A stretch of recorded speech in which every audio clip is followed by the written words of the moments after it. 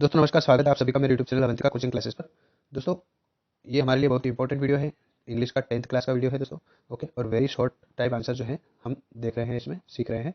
Okay दोस्तों, और इस सीरीज में मैं पहला और दूसरा वीडियो पहले बना चुका हूँ। ये हमारा लास्ट और तीसरा वीडियो है दोस्तों। इन तीनों वीडियो में मिलकर हमने 30 इंपॉर्टेंट क्वेश्चन ढूंढे हैं, जिनमें से आपको बोर्ड एग्जाम में 12 नंबर के क्वेश्चन आपसे पूछे जाएंगे, दो दो नंबर के करके 6 क्वेश्चन पूछे जाएंगे दोस्तों। ओके, तो आशा करता हूँ वीडियो आपको बहुत ही इंटरेस्टिंग और बहुत ही हेल्पफुल रहेगा। तो चलिए बिना देर के शुरू करते हैं दोस्तों हमारा वीडियो। अगर आपने आपसे रिक्वेस्ट है दोस्तों, अगर आपने पहले के दो वीडियो नहीं देखे हैं तो वो जाके जरूर देखें, ताकि आपको पूरा जो हमारा 30 इंपॉर्टेंट क्वेश्चन का जो सिलेबस है वो पूरा आपको कंप्लीटली समझ में आ जाए। ओके दोस्तों, अगर वीडियो आपने कभी अगर आपने वीडियो लाइक और शेयर नहीं किया है तो दोस्तों जरूर लाइक और शेयर कर दें, ताकि किसी जरूरतमंद की मदद होगी। ओके, और हमारे चैनल से जरूर जुड़े दोस्तों, क्योंकि आपको ऐसे एजुकेशनल वीडियो सबसे पहले प्राप्त हो। तो दोस्तों देखिए, पहला क्वेश्चन हमारा, what does fire and ice stand for in the poem. मतलब पोयम में जो है फायर और आइस का क्या मतलब है वो हमें बताना है। ओके दोस्तों, इंपॉर्टेंट क्वेश्चन है, प्रीवियस ईयर का क्वेश्चन है दोस्तों, याद रखिएगा। फायर स्टैंड फॉर हेटरेट, है ना। हेटर का मतलब होता है दोस्तों घृणा। ओके, तो फायर बोलते हैं ना कि जल रहा है, जल रहा है। लड़कियां अक्सर बातें करती है, तू मुझसे जलती है ना। तो जलना मतलब क्या होता है दोस्तों, फायर, आग, है ना।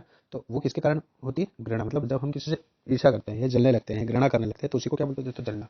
तो यहाँ पे फायर का मीनिंग क्या है पोएम के अकॉर्डिंग, हेटेड, है ना, यानी घृणा। एंड आइस, बर्फ का मतलब क्या है दोस्तों यहाँ पे, डिजायर, डिजायर यानी इच्छा, है ना। जो इच्छा होती है अगर वो पूरी हो जाए तो हमें बर्फ की तरह जैसे ठंडक पड़ जाती है कलेजे में, है ना। और जब हमें किसी से घृणा होती है तो मन में क्या होती है, आग लग जाती है, फायर जल जाती है ना। इन द पोएम, तो दोस्तों पोएम के अनुसार जो है फायर का मतलब क्या है, घृणा है, और आइस का मतलब क्या है दोस्तों, डिजायर है। ओके, आशा करता हूँ पहला क्वेश्चन आपको समझ में आया होगा। चलिए बढ़ते हैं दूसरे क्वेश्चन की तरफ दोस्तों। दूसरा क्वेश्चन देखिए दोस्तों, where did the ball go. Ball जो थी यानी गेंद जो थी वो कहाँ जा रही थी बार बार, ये हमें बताना है। ओके, तो the ball went into the nearby water body. Water body का मतलब होता है दोस्तों जलाशय, है ना। पास में क्या हुआ होगा, है ना, नियर बाय यानी पास में। तो पास में जो जलाशय भरा था उसके अंदर जा रही थी, है ना, उस जलाशय में बॉल जा रही थी बार बार। ओके, तो ये हो गया हमारा answer, where did the ball go, यानी गेंद कहाँ जा रही थी बार बार। तो the ball went into the nearby water body, यानी पास के जलाशय में गेंद बार बार जा रही थी। ओके दोस्तों, चलिए अगले क्वेश्चन की तरफ चलते हैं। दोस्तों तीसरा क्वेश्चन देखिए, what does in the word of procession means. तो दोस्तों प्रोसेशन जो वर्ड है इसका मीनिंग क्या है ये आपको बताना है ना। प्रोसेशन का मीनिंग क्या है, तो क्या होगा दोस्तों, वर्ड है ना, वर्ड नहीं है। The word of procession means word है यानी शब्द। ओके दोस्तों, तो प्रोसेशन शब्द जो है उसका मीनिंग क्या निकलेगा, तो देखिए, it means that every person in the world desires to process the things. Okay, तो प्रोसेशन का मतलब क्या होगा दोस्तों, कि प्रत्येक वस्तु जो है मतलब विश्व में एवरी पर्सन मतलब प्रत्येक व्यक्ति, है ना, प्रत्येक व्यक्ति थिंग्स यानी वस्तु है ना, यानी वस्तुओं को पॉसेस मतलब अपने पास रखना चाहता है। ठीक है, तो आंसर क्या हो जाएगा sir, it means that every person in the world desire to process the things. मतलब प्रत्येक व्यक्ति जो है वस्तुओं को अपने पास रखना चाहता है ना। दोस्तों जीवन जीते जीते व्यक्ति क्या करता है, इधर उधर से मेहनत करके कमा के कुछ वस्तुएं खरीदता है और उनको हमेशा अपने पास रखना चाहता है ना। लेकिन नीति का निदान कोई और ही होता है ना। किसी और की वस्तु किसी और के पास चली जाती है आखिर करके। तो यही हमारे प्रोसेशन का मीनिंग है। ओके दोस्तों, चलिए बढ़ते हैं अगर अगले चौथे क्वेश्चन की तरफ। तो देखिए दोस्तों, चौथा क्वेश्चन हमारा, what could Amanda do if she were mermaid. Mermaid का मतलब होता है दोस्तों जलपरी, जलपरी को हम मरमेड बोलते हैं। ओके, तो अमांडा क्या करती अगर वो एक जलपरी होती। इफ का मतलब होता है यदि, यदि वह जलपरी होती तो अमांडा, अमांडा यदि जलपरी होती तो वो क्या करती। तो आंसर हो जाता है, if Amanda were a mermaid, यानी अमांडा अगर जलपरी होती, then she would drift slowly. Drift यानी तैरती रहती, है ना, या हम कहें इधर उधर घूमती रहती, तैरती रहती, स्लोली मतलब धीरे धीरे, ऑन अ लिंग्वेट सी, मतलब सुस्त से सागर में। सुस्त मतलब जिसमें लहरें नहीं उठती है उसे सुस्त सागर कहते हैं दोस्तों। ओके, तो सुस्त सागर में इधर उधर तैरती रहती, she would be the sole inhabitant of the sea, और वो जो सी यानी समुद्र है ना, समुद्र या जो सागर है उसकी निवासी हो जाती है। निवासी मतलब वहीं रहने लग जाती, समुद्र में ही रहने लग जाती। और सुस्त समुद्र में यानी बिना लहर वाले समुद्र में जहाँ पे कोई हलचल नहीं होती है उसे सुस्त समुद्र कहते हैं। तो सुंदर समुद्र की निवासी हो जाती और वहां पर इधर उधर तैरती रहती। ओके, अगर वो जलपरी होती तो। ये दोस्तों हमारे क्वेश्चन का आंसर है चौथा। चलिए बढ़ते पांचवें क्वेश्चन की तरफ दोस्तों। दोस्तों पांचवा क्वेश्चन देखिए, what does the poet compare the branches of the tree. Branches होना, ब्रांचेस का मतलब होता है दोस्तों शाखाएं, है ना, शाखाएं। तो कवि जो है कंपेयर मतलब तुलना करता है ना। कवि किससे तुलना करता है, शाखाओं की। ट्री यानी पेड़, तो दोस्तों कवि पेड़ के शाखाओं की तुलना किससे करता है, पेड़ों के शाखाओं की। ये हमारा क्वेश्चन है, तो आंसर क्या हो जाएगा दोस्तों, the poet compares the branches to patient. Patient मतलब दोस्तों होता है रोगी, है ना, यानी पोइट जो है, कवि जो है वो तुलना कर रहा है शाखाओं की रोगियों से, who were newly discharge from the hospital, जो कि अभी अभी हॉस्पिटल से डिस्चार्ज हुए हैं।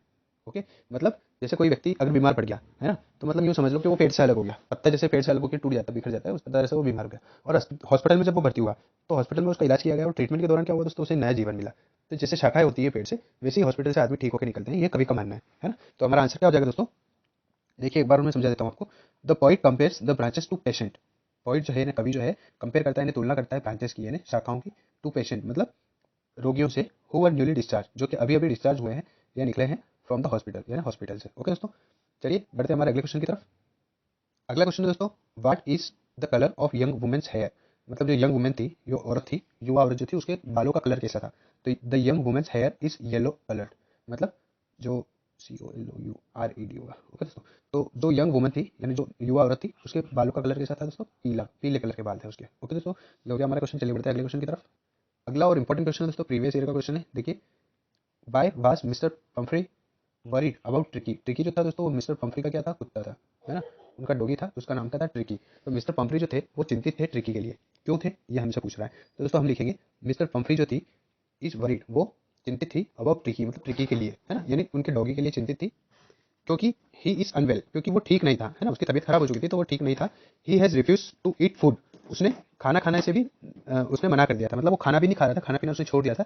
And he had bots of vomiting, और वो बार बार क्या कर रहा था दोस्तों, उल्टियाँ कर रहा था, है ना। एक तो वो खा पी कुछ नहीं रहा था, दूसरा वो उल्टियाँ कर रहा था, इसलिए मिसेस पंफ्री जो थी वो चिंतित थी ट्रिकी के लिए। ओके दोस्तों, आशा करता हूँ आंसर आपको समझ में आएगा। चलिए एक बार पढ़ देता हूँ आपके लिए। देखिए क्या लिखेंगे, Mr Pumphrey, Mrs Pumphrey is worried about Tricki because he is unwell, क्योंकि वो ठीक नहीं था। He has refuse to eat, उसने खाना छोड़ दिया था, ईट फूड, है ना, उसने खाना छोड़ दिया था। And he had bouts of vomiting, और वो भर भर के उल्टियाँ कर रहा था। ओके दोस्तों, चलिए बढ़ते हैं अगले क्वेश्चन की तरफ। अगला क्वेश्चन हो जाएगा दोस्तों, देखिए, how did mister Pomfrey and her servant behave, है ना। मिस्टर पंफ्री और उसका सर्वेंट जो था, मतलब उसका नौकर जो था, है ना, मिसिस पंफ्री और उसका नौकर, वो दोनों किस प्रकार से बिहेव कर रहे थे। When tricky was being sent to surgery, जब ट्रिकी को सर्जरी के लिए हॉस्पिटल भेजा गया, है ना, ट्रिकी की तबीयत खराब हो गई थी, तो उसको हॉस्पिटल भेजा गया था। तो मिस्टर पंफ्री और उनका नौकर जो था, उनका क्या बिहेवियर था, मतलब उनका किस प्रकार से वो बिहेव कर रहे थे, व्यवहार कैसा हो गया था। तो when tricky was about to be hospitalised, जब ट्रिकी को हॉस्पिटलाइज किया गया, तो हॉस्पिटल में भर्ती किया गया, Mrs Pumphrey felt very sad, Mrs Pumphrey को बहुत ही सैड फील हो रहा था, मतलब बुरा लग रहा था। सैड का मतलब होता है दोस्तों बुरा, है ना। तो मिसिस पंफ्रे को बहुत ही बुरा लग रहा था। She had tier in her eyes, उनकी आंखों में आंसू थे। टीयर से ना होता है दोस्तों आंसू, आईज है आंखें, तो उनकी आंखों में आंसू थे, है ना। और हर सर्वेंट वाज आल्सो एग्जियस, है ना, एग्जियस मतलब परेशान हम बोल सकते हैं। तो उनका नौकर भी क्या था दोस्तों, परेशान था, एग्जियस था। ओके दोस्तों, आशा करता हूँ ये आंसर आपको समझ में आएगा। चलिए एक बार देख लेते हैं इसे। When tricky was about to be hospitalised, Mrs Pumphrey felt very sad, she had tears in her eyes, her servant was so also anxious. Okay दोस्तों, ये हो गया हमारा आंसर। चलिए बढ़ते हैं हमारे अगले क्वेश्चन की तरफ। चलिए दोस्तों, नौवां क्वेश्चन हम देख लेते हैं। How did the invisible man become visible, है ना। इनविजिबल मतलब अदृश्य व्यक्ति जो था, वो दृश्य कैसे हो सकता है, मतलब विजिबल कैसे हो सकता है। तो Griffin, the invisible scientist, Griffin जो था वो इनविजिबल यानी अदृश्य साइंटिस्ट था, बिकम विजिबल, वो विजिबल कैसे हुआ, मतलब दृश्य कैसे हो गया, दिखाई कैसे देने लग गया। When he happened to step in some mud, mud मतलब होता है दोस्तों कीचड़, है ना? जब वो कीचड़ पर चल रहा था, which cast him to leave footprint as he walk, और इसके कारण चलते चलते, है ना, उसने उसके चलने से क्या हुआ, उसके फुटप्रिंट यानी पैरों के निशान, उसके पैरों के निशान जो थे वो छपने लगे थे। ओके, और इस प्रकार से लोगों को पता चल गया कि यहाँ पे कोई ना कोई जा रहा है। तो जो इनविजिबल साइंटिस्ट था वो भी विजिबल हो गया। किस तरह से दोस्तों, जब वह कीचड़ में से होकर गुजरा, तो उसके पैरों के निशान छपते गए और वो विजिबल हो गया। ओके दोस्तों, आशा करता हूँ ये नवा आंसर आपको समझ में आया होगा। चलिए 10वें क्वेश्चन की तरफ बढ़ते हैं दोस्तों। दोस्तों 10वां क्वेश्चन है हमारा, how do they replace the necklace, मतलब नेकलेस जो था दोस्तों, वो रिप्लेस कैसे किया गया, है ना, नेकलेस को कैसे रिप्लेस किया, मतलब वापस कैसे किया गया।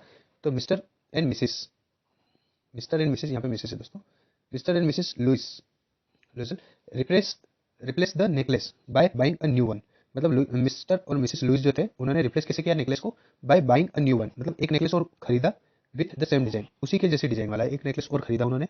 The new necklace costed them 36,000 French. तो दोस्तों नया जो नेकलेस था उनको कितने रुपए में पड़ा, 36,000 फ्रेंच में, मतलब 3600 फ्रेंच में वो उनको नया नेकलेस पड़ा। तो दोस्तों मिस्टर और मिसेस लुइसल ने रिप्लेस किया नेकलेस को कैसे, bye buying a new one, मतलब एक और नया नेकलेस खरीदकर उसे रिप्लेस किया, विथ द सेम डिजाइन, उसी प्रकार के डिजाइन का, है ना, सेम उसी डिजाइन का नेकलेस लिया उन्होंने नया।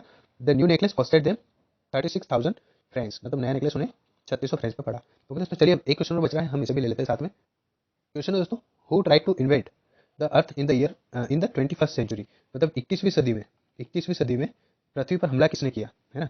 तो द मार्टियंस, मार्टियंस मतलब होता है दोस्तों शहीद, शहीद जो है ना, जो जवान शहीद हो चुके हैं उन्हें मार्टियंस कहा जाता है। The Martians try to invade the earth, okay, the Martians try to invade the earth in the 21st century, मतलब शहीदों ने 21वीं सदी में इस देश पर या इस पृथ्वी पर हमला किया।